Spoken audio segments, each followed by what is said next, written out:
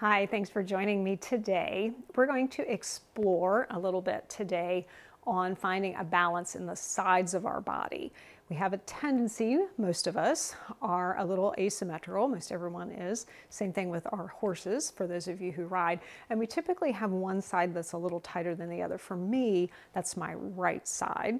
So we're going to, first of all, find which side is maybe a little tighter for us, and then we're going to work on some poses that help to maybe bring a little bit better balance into the sides of our body. So we're going to start first in mountain pose. The only props you will need, if you have yoga blocks, have a couple yoga blocks handy. If you don't, you can use a small stool or a small chair, anything, a solid surface to rest your hands on. So mountain pose, feet hip distance apart, important to line up our skeletal structure. So the ankles are underneath the knees, knees underneath the hip points, not the outside of the hips, but the hip points. Shoulders right over top of the hips, crown of the head right over top of the shoulders. So we have that nice alignment in the spine. Let the arms come down by your side. And you can close the eyes and take a few breaths, or you can just gently soften the gaze down without letting the head collapse. Just think of letting the gaze gently go down the nose. Or again, if you feel comfortable, closing the eyes, but just checking in with how your body feels, noticing any sensations, noticing your breath. Inhaling and exhaling through the nose, begin to let your breath deepen, taking a deeper inhale, a longer exhale. And imagine as you deepen your breath that you're starting to breathe all the way down into the soles of the feet. So you can even imagine as you inhale, you're inhaling in through the soles of the feet all the way up to the crown of the head. And as you exhale, releasing the breath from the crown of the head all the way back down and out through the soles of the feet. So we're finding that grounded foundation. Inhaling and exhaling, and then gently let the eyes open. So as you spent that few moments with the eyes closed, again, just noticing what you noticed. So bringing hands to the hips, make sure that the hip points are even. A lot of times when we have shortness on one side, that hip point will be drawn offline. Mine has the tendency to go back. So hands to the hip points, make sure the hips again are even and forward, shoulders are even. Arms down by your side. Inhale, float the arms all the way up and overhead. Reach up through the fingertips, shoulders relaxed.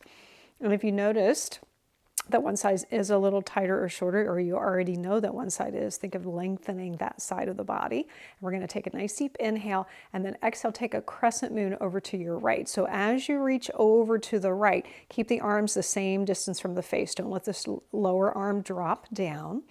Inhale and exhale for that nice lengthened stretch. Keep the sternum and the shoulders facing forward. So we don't want to twist to the side. We want to keep that true stretch up the side of the body. And then inhale, come all the way back up. And then exhale, reach up and over to your left.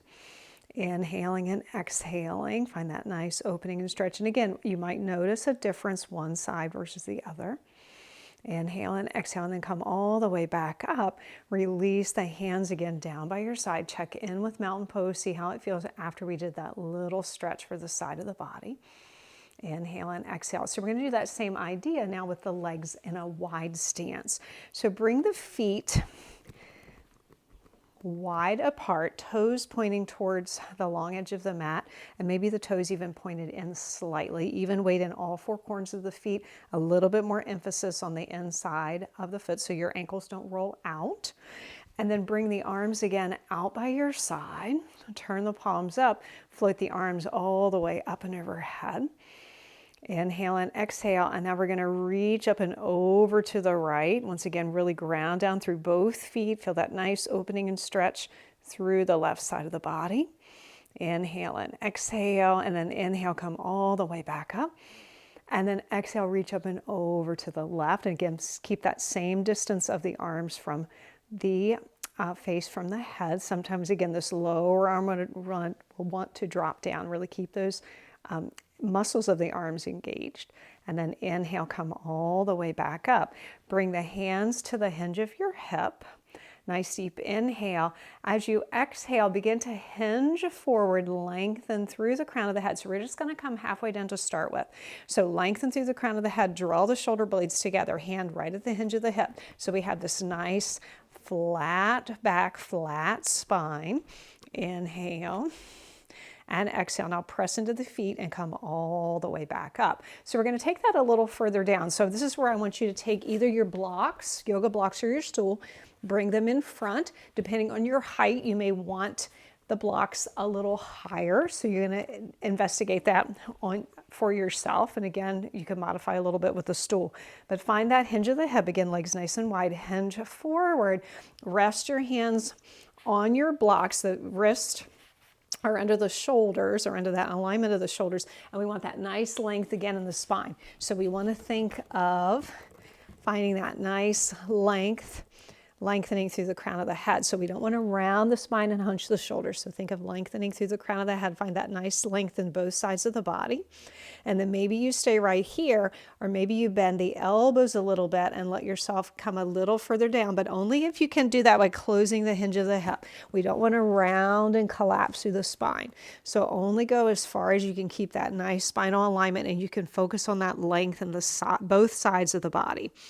Inhale and exhale. Now pressing into the feet, straighten the arms. If you've bent those elbows, lengthen through the crown of the head.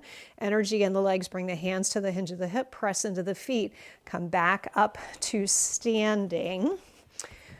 And then we're going to do a little bit more here for the sides of the body. So from this position, again, toes pointing towards the long edge of the mat, turn your right toes now towards the end of the mat. Bring your left hand to the left thigh, right palm turns up. Float that right arm up and overhead, coming to a straight-legged peaceful warrior, or some people call this reverse triangle pose.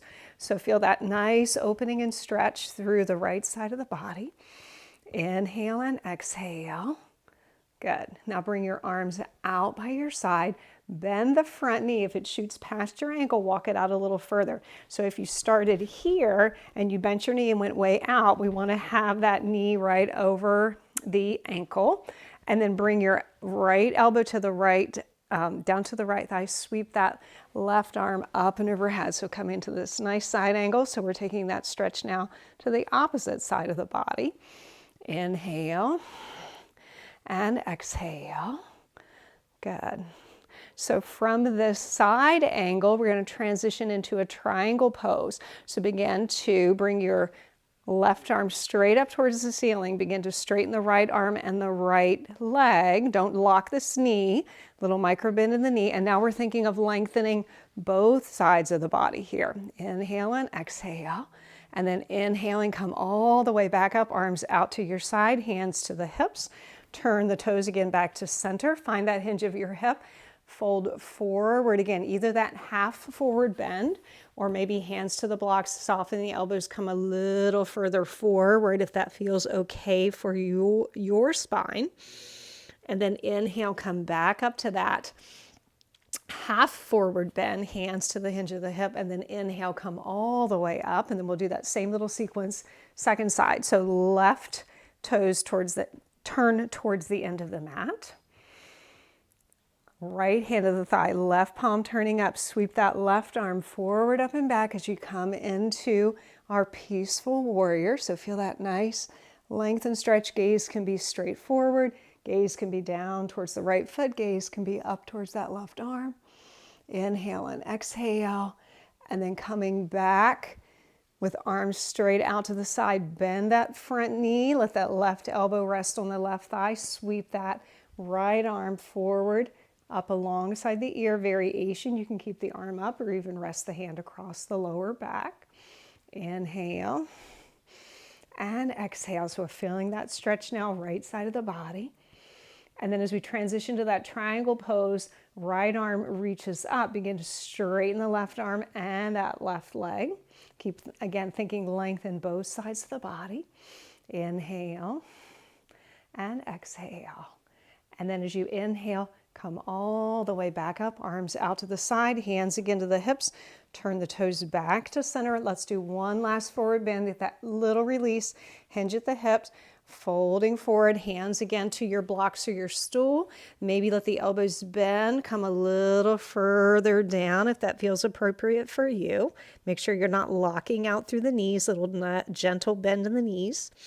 And then inhale, come back up. Bring the hands again to the hinge of the hip, lengthen through the crown of the head, and then heel toe the feet back to our mountain pose. Again, feet hip distance apart, arms down by your side. Reset that mountain pose. Think of the length in both sides of your body. Maybe close the eyes, just notice how you feel. Feel the connection of your feet with the earth. Notice the flow and the rhythm of your breath.